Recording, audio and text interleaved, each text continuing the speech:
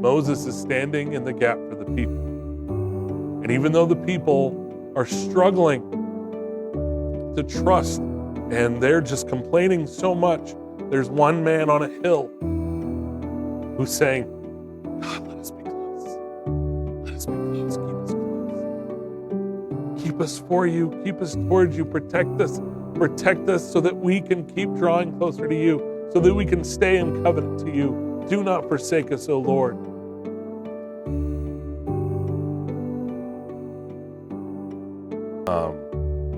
Right now we're going to turn to Exodus 17. So if you've been with us here for a while,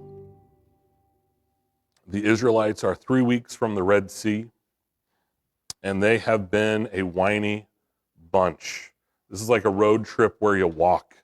Have you ever been on a road, like a long road trip, and you got kids in the car, and you hear that perpetual, are we there yet? Imagine that lasting for 3 weeks. Just, are we there yet? Are we there yet? Are we there yet? What's fun is soon it's going to be 40 years. Soon it's going to be a generation that's just grown up that's like, oh, we just always do this. We're on a road trip. And all the old people will be like, yeah, this is what, wanting to complain instead of going to God for help. That's more or less what a lot of today is going to be. We're going to see this theme in Exodus 17 and 18 about trying to do things in our own strength instead of knowing when and how and who to ask for help. Who likes asking for help? Like, oh, Sylvie, yes, you're adorable, yes. It is okay. It is okay to ask for help.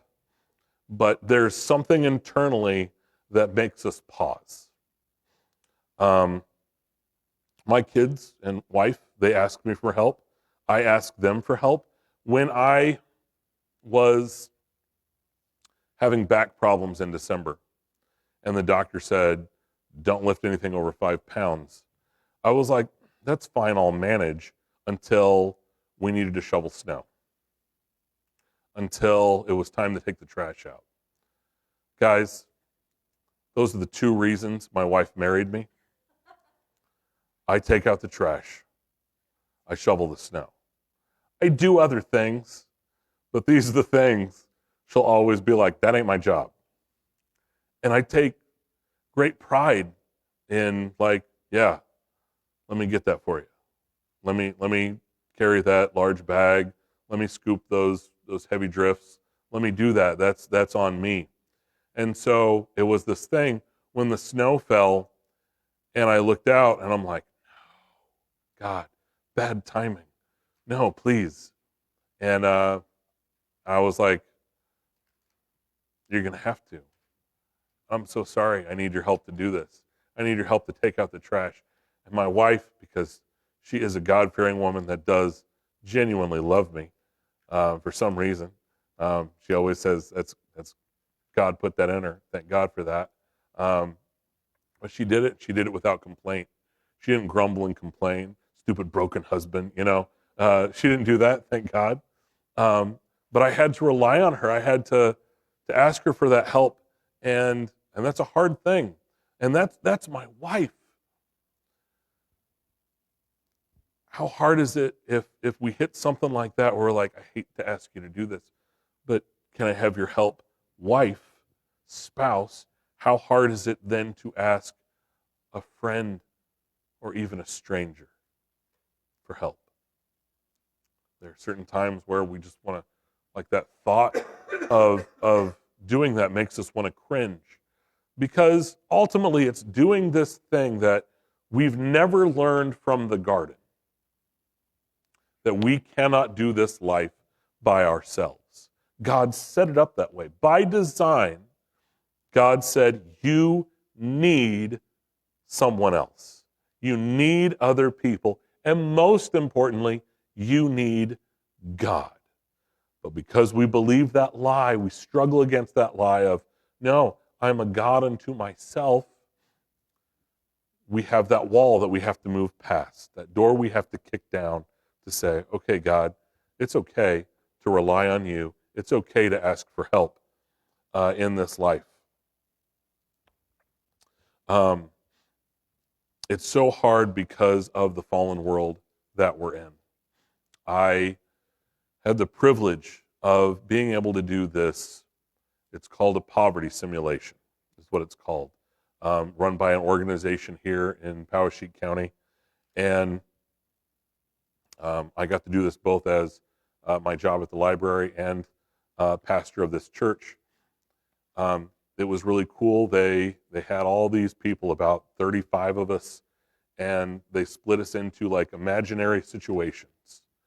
I was playing a person struggling with a disability, a grandparent, and I was instantly like, how dare you? I'm not a grandparent yet. Hopefully someday, but not yet. And then we had these two other adults that were playing teenagers. They were playing like 7 and 8, and we were like their caregivers. And the whole thing was basically during 4 15-minute sessions, go to work, pay your bills, get your medications, send them to school, make sure you have food, pay your electricity, all the day-to-day things we do. But it was like, here's your struggle, here's your lack of resources, here's like all the things that you have to overcome to get there. And I just remember being so stressed. Like, I'm like, this is too real life, especially since I've been in the situation, not as a disabled grandparent, but as a person that, yes, as a person that has had a few periods of life where me and my wife struggled with finances greatly. So it was like, yeah, we already know some of the struggle. I don't know it in this particular scenario, but wow, yeah, I'm feeling it. And the stress comes out. And very quickly, it became, with all these people, because we're all like in this community together in this simulation, it became like a every man for themselves. You didn't want to leave your meager fictional belongings out. Someone might take it. I'm not, oh yeah, Laura may know something about that very, very well. She took my cell phone. And we had all these times where it's like you had to just watch out for you and yours. Very quickly, by week 3 of the simulation, it's like, it's our little family, our little fictional family against the world. And it was like, watch out for each other, because we can't trust anywhere else. It's just me and your grandma and our 2 fictional kids, and we're gonna get through this. Like, that's what it became. And it was so intense. And at the end of the simulation, one of the organizers said this question. They're like, you saw all these obstacles that you needed to overcome. At any point, did you think about working together to help overcome them? Did you ever think about asking for help? And my gut response was like, no, I can't trust anyone. They're taking my cell phones. This is the problem that we have in a fallen world. It's so difficult to ask for help for so many different reasons. Because it opens us up to a vulnerability to be like, I can't do this on myself. And then trusting another fallen person, same as I'm a fallen person, to rise to the occasion and love and sacrifice in the way that God would have us do. So we're going to look at 2 very real-world practical examples here in Exodus 17 and 18. The Israelites do not want to ask God for help. Up till now, that's what we've seen. What they want to do is, as soon as they're uncomfortable, as soon as they have a need and it's not immediately met, they want to grumble and complain and threaten Moses. And so far, this has all been over food and water. But now in the second half of Exodus 17, a new threat emerges. So let's read it together, starting in Exodus 17, verse 8. The Amalekites came and attacked the Israelites at Rephidim. The Amalekites were the descendants of Esau. Remember Esau? Esau was Jacob's brother. So that means that all the Israelites are related to the Amalekites. And the animosity that those 2 brothers had for one another has been passed down through the generations. And now we see that animosity lead to this violent act in this passage. And it happens while they were at Rephidim. Rephidim in Hebrew means a place of rest. At the place where they should be resting from the long journey, that's when the Israelites are attacked. I know we just got into this. Let's take a look at Deuteronomy 25 real quick. Just a few books over. Deuteronomy 25.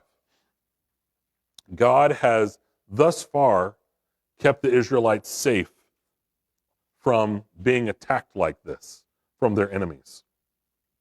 He's done that by taking them on a longer, winding path. But this kind of conflict was inevitable. But it does not surprise God. It surprised the Israelites, though, because they have only been able to be focused on their physical discomfort. And then God provided them manna, bread from heaven. He provided them quail. He provided them water from a rock. This satisfied their thirst and hunger, but they are tired of walking, and their spiritual mindset is still sluggish to understand God's will for them, and they are struggling with that trust and going to God when they need to. So it is right here, when they are recouping physically, that the enemy attacks. And how they attack is explained in a little more detail here in Deuteronomy 25, verse 17. Remember what the Amalekites did to you along the way when you came out of Egypt. When you were weary and worn out, they met you on your journey and attacked all who were lagging behind. They had no fear of God.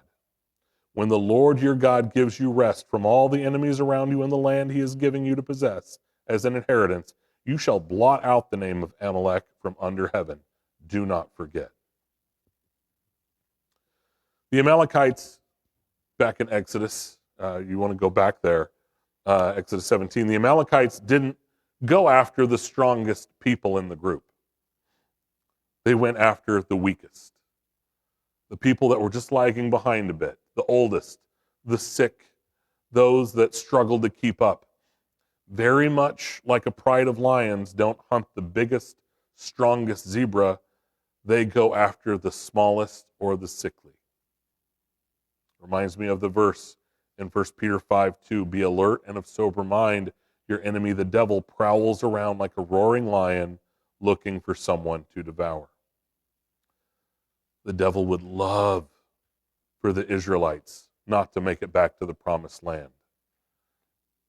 And he does not go after them when they were at their strongest. Remember when they came up out of Egypt? One of the verses there is like, they came out ready for battle. They were like, yeah, oh, we're set free from captivity. We can conquer anything. That would have been a terrible time to attack them. Sort of like, youth kids when they're in the middle of camp, the devil doesn't want to attack them at camp. They're like spiritually strong. They're ready to go. He waits till they go back home and rest. That's when he comes. That's when the enemy prowls around like a roaring lion.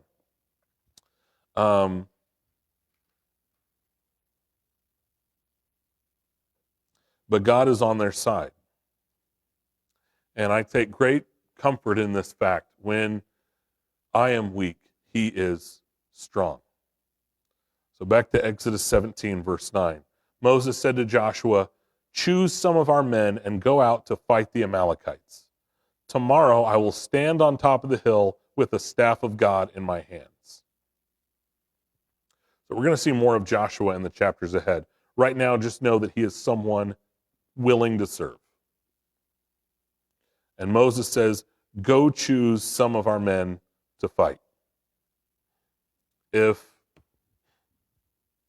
you're Joshua and you are responsible now for going and defending the weak, who are you choosing? What men are you choosing? Like we talked about in men's group some months back, you're looking for men who are willing to be a wall for their family. You're willing to be that place where the enemy cannot come against. You are looking to defend. You are looking to absolutely do the right thing. You don't just bring anyone into a situation like that. You bring the right ones. The ones that can follow orders. The ones that are willing to put on the armor. And even when others would fall away, they continue to stand and say, "You will not get past me. You will not assail my doors. You will not come after these that cannot defend themselves." We need people like that in church today. Because the enemy is still on the prowl, guys. He is still looking to take down anyone he can, however he can. And he loves to come at us when we're at our weakest. When temptation is closing in on all sides and we feel there's no way out, that is when we say, "I'm going to cut through that. I'm going to extend a hand. I'm going to reach out and I'm going to help you put on your armor because I see you're struggling to get it on. So I'm going to remind you what the Word of God says. I'm going to remind you who you are. I'm going to remind you that, boy, He is Lord of your life.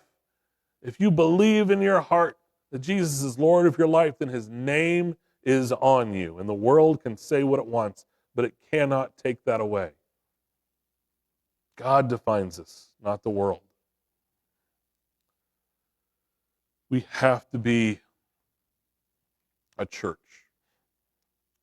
that lives by that code of no man left behind. We see someone hurting, we don't just cast them out. We don't just walk away. We say, "The hand is here. You can take it. I want to help. I want to walk through you with it." Now, then it's up to that person. They can bat that hand away. But if they're willing, always reach out, help lift each other up. Joshua is going to be physically fighting for the people. And then we see what Moses is doing. It seems odd, right? That he tells Joshua this. Joshua is a young man. Moses is he's 80 some years old at this point. And we like to think, well, yeah, that 80-year-old man should not be on the battlefield. Send the much younger man onto the battlefield. But it does still seem weird that Moses is going up on this hilltop and he's got the staff of God in his hands.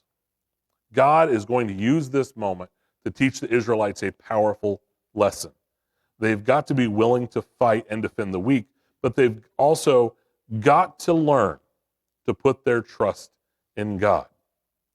And they're going to need to, because Esau's descendants, these are a warrior people that fought amongst the hills. They're on their home territory. They live for this. The Israelites were slaves and untrained in combat. But they had able-bodied men willing to go out, ready to stand, as Moses stretched out God's staff. So verse 10. So Joshua fought the Amalekites as Moses had ordered, and Moses, Aaron, and Hur went to the top of the hill. As long as Moses held up his hands, the Israelites were winning, but whenever he lowered his hands, the Amalekites were winning. When Moses' hands grew tired, they took a stone and put it under him, and he sat on it. Aaron and Hur held his hands up, one on one side, one on the other, so that his arms were made steady until sunset. So Joshua overcame the Amalekite army with the sword.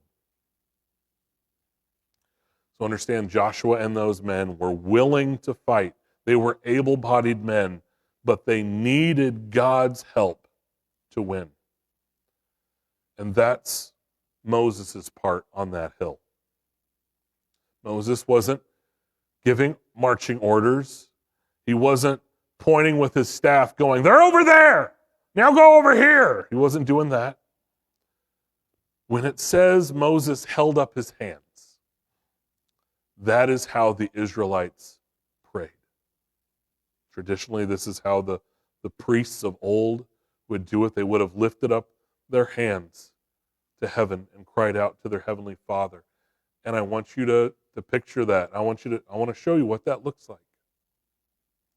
and see if it doesn't look like something else. So just imagine, this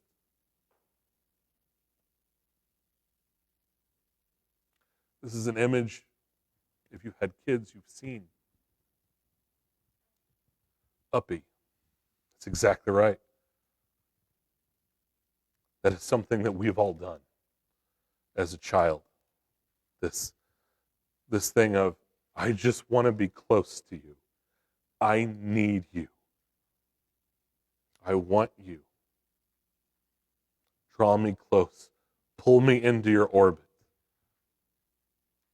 And then we see that image of picking up the child and holding them close and giving them that warmth, that love, that protection that they need.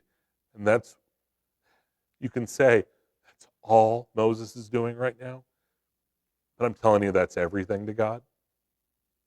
Moses is standing in the gap for the people. And even though the people are struggling to trust and they're just complaining so much, there's one man on a hill who's saying, God, let us be close. Let us be close. Keep us close. Keep us for you. Keep us towards you. Protect us. Protect us so that we can keep drawing closer to you, so that we can stay in covenant to you. Do not forsake us, O Lord. And he does this with all of his heart because he's now interceding for the people. He wants them to be safe. He wants them to know God. He wants them to have that relationship with God. But as he does it, as he keeps his arms lifted high, he physically gets tired. He's not on the ground fighting, but he is fighting a different war. He is wrestling not with flesh and blood, but against principalities and powers.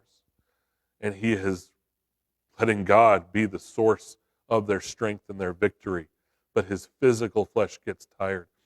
And it says, as the prayer, as the intercession, as it begins to falter, as his physical flesh cannot keep the arms lifted high,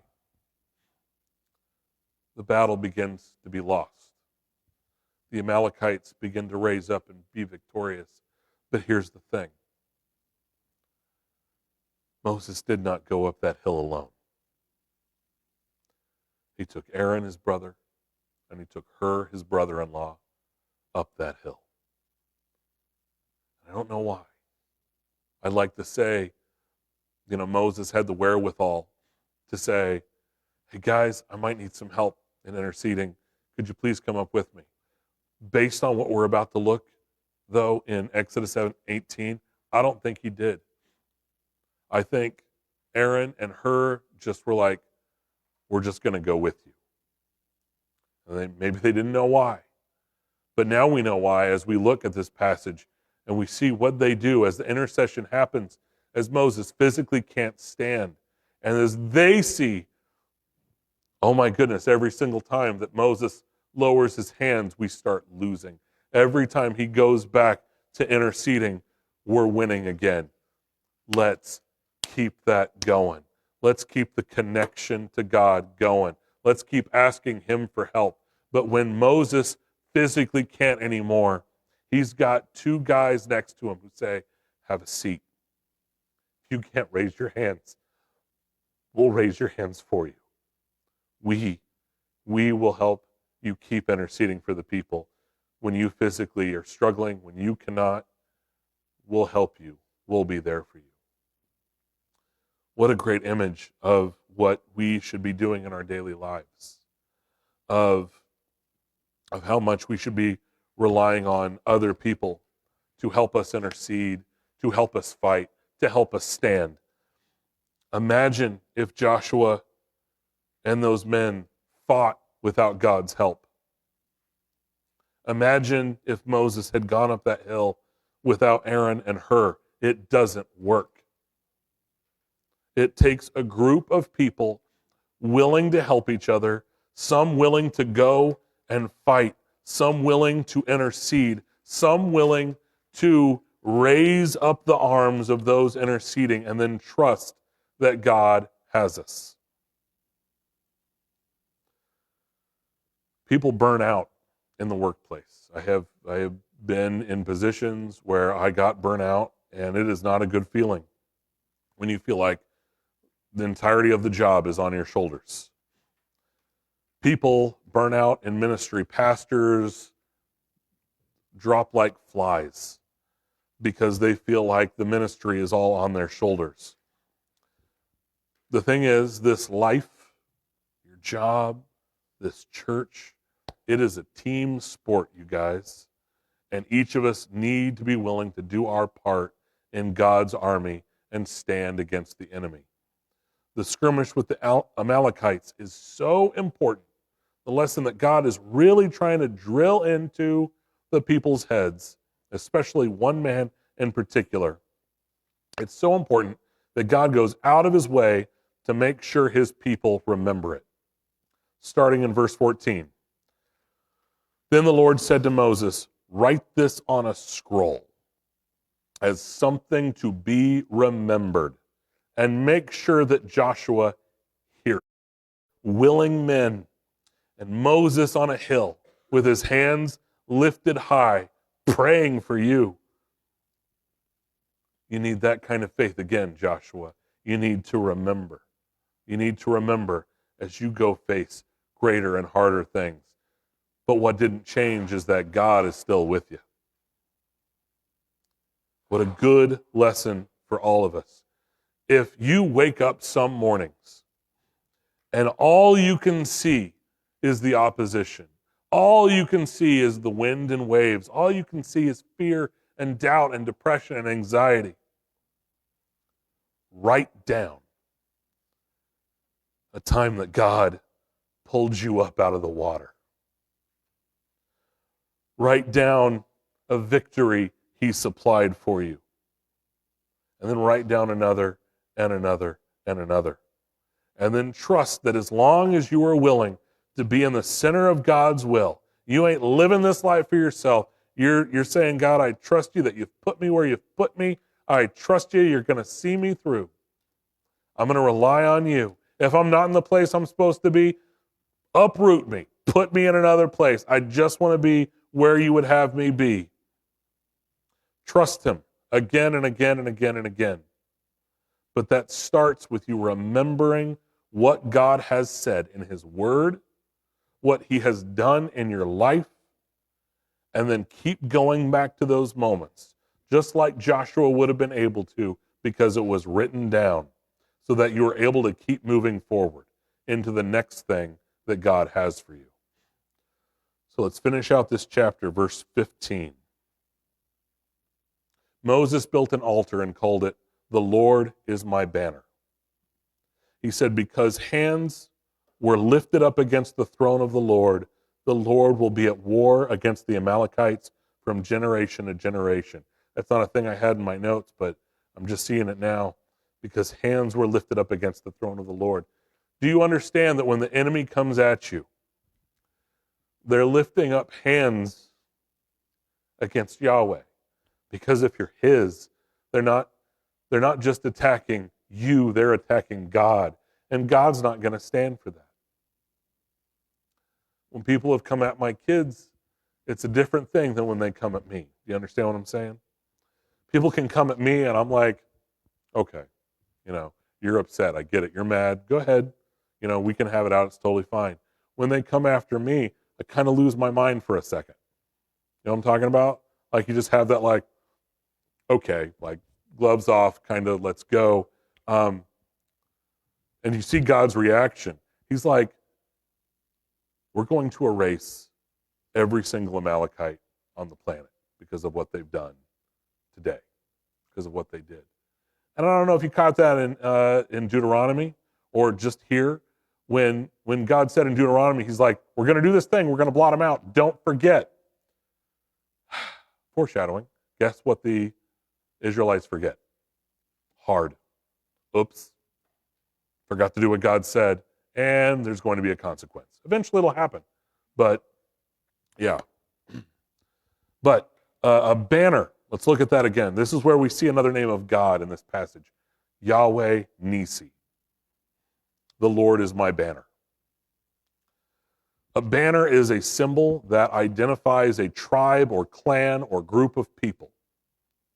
If they went to war, a person would carry that symbol on a large pole, and it would tell the opposition, this is who we are. And that's what makes this name of God so awesome. First, you have the name of God, Yahweh. I am. He who was and is to come. But they're saying, He, I am.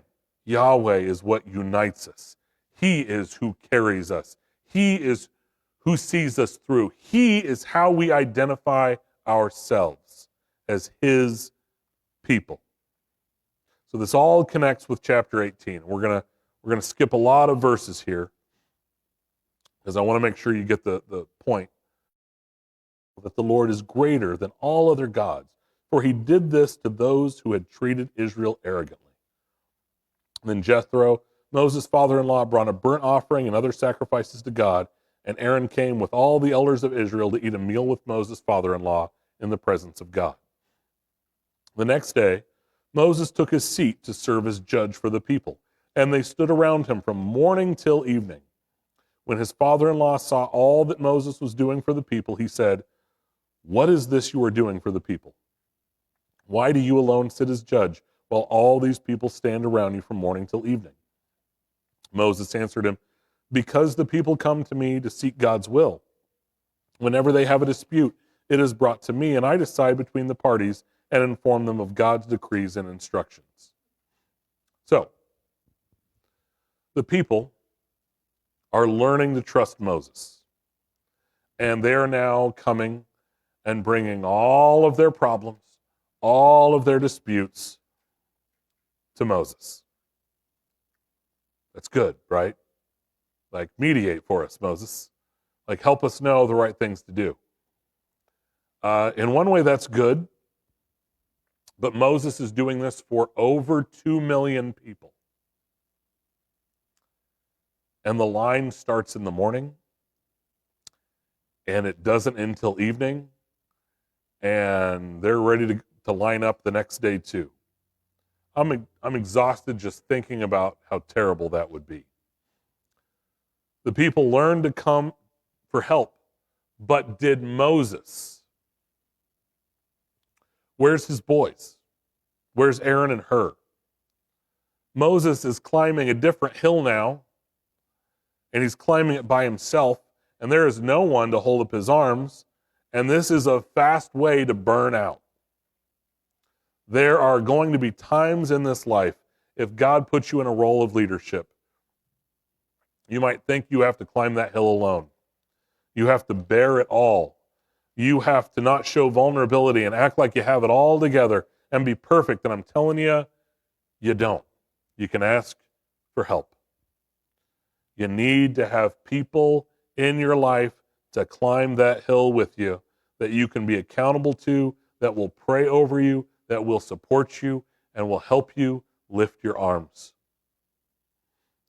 Jethro sees the toll this has on Moses, and he has some thoughts. Verse 17. Now imagine, just for a second, this was your father-in-law saying this next line. And how would you take it? Moses' father-in-law replied, "What you are doing is not good." Would any of you in your flesh respond well to that? What you are doing is not good. Wives, if you were cooking in the kitchen and your husband came up to you and said, "What you were doing is not good," you might have a physical response to that. I know if I did that to my wife, she would come at me, probably with a spoon or a spatula. I want you to know I'd be okay with that. Sorry, it's inappropriate. But his father-in-law is saying this thing, what you're doing is not good. You and these people who come to you will only wear yourselves out. The work is too heavy for you. You cannot handle it alone. Listen now to me, and I will give you some advice, and may God be with you. You must be the people's representative before God and bring their disputes to Him. Teach them His decrees and instructions, and show them the way they are to live and how they are are to behave, but select capable men from all the people, men who fear God, trustworthy men who hate dishonest gain, and appoint them as officials over thousands, hundreds, fifties, and tens. Have them serve as judges for the people at all times, but have them bring every difficult case to you. The simple cases they can decide themselves.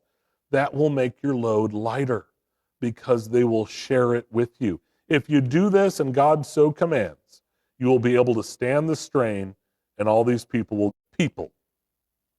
Well, again,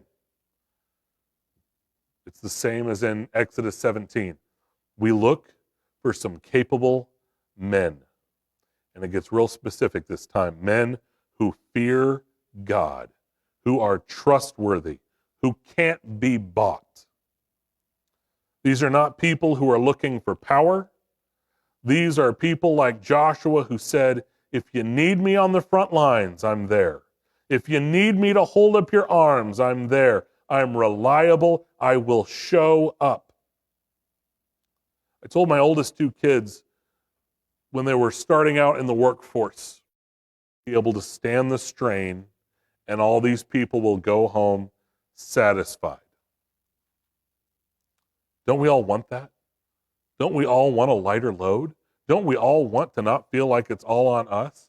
And when we're able, guys, Aaron and Hur, I mean, don't you felt like when you read that story, how much they're a part of it?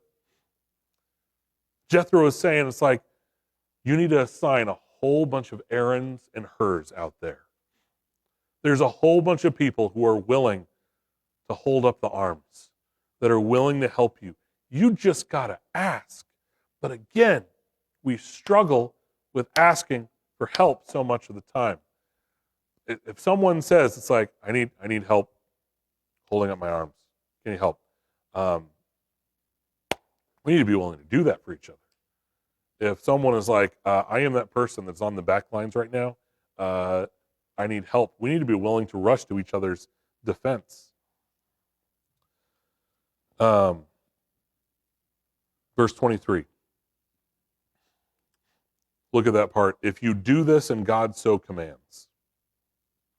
So I love that. That was a wise thing for Jethro to say. He's like, here's my advice, but weigh it against what God wants.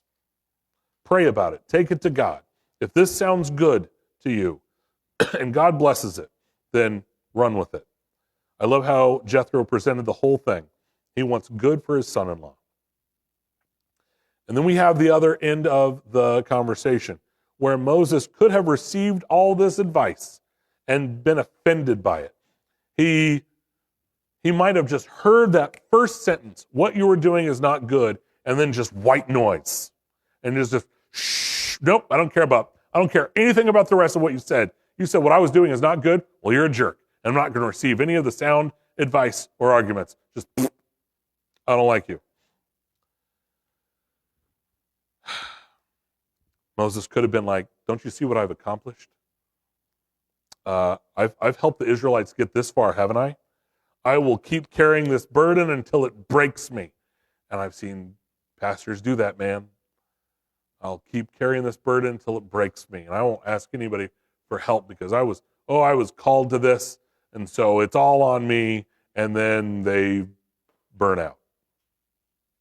That's not what God has for us. Moses is getting taught a lesson here just as much as the Israelites. Moses, you need Aaron and Hur. Moses, you need to not make this a one-man show. Moses, you need to trust other people. You need to go find those men who are willing, who are trustworthy, willing to show up, willing to carry the burden. Look at the outcome. It takes off the strain. It lightens the load. It gives other people purpose. Because guaranteed, Aaron and Hur, when they were keeping those arms up, they were like, we're a part of this. We're all in this together. We're sharing in this victory together. Thankfully, Moses learned that he needs people to climb up that hill with him. And verse 24, Moses listened to his father-in-law and did everything he said. He chose capable men from all Israel and made them leaders of the people, officials over thousands, hundreds, fifties, and tens. They served as judges for the people at all times. The difficult cases they brought to Moses, but the simple ones they decided themselves. Then Moses sent his father-in-law on his way, and Jethro returned to his own country. So I hope you found yourselves in these pages today. I hope you're encouraged. I pray you know God more through this. I pray that you get on that armor every day. If you're struggling to help get that armor on, reach out. Be willing to ask for help.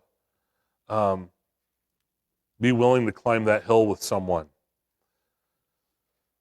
Help lift up each other's arms.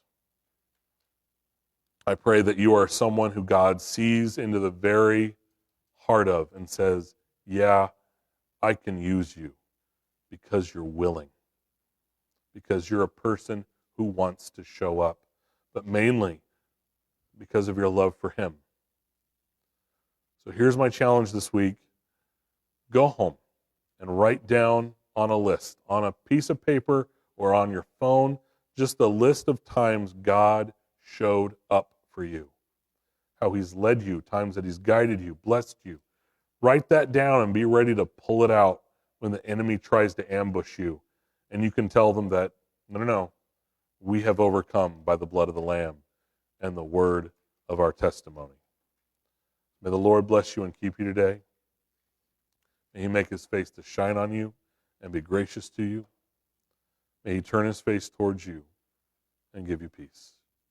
In Jesus' name.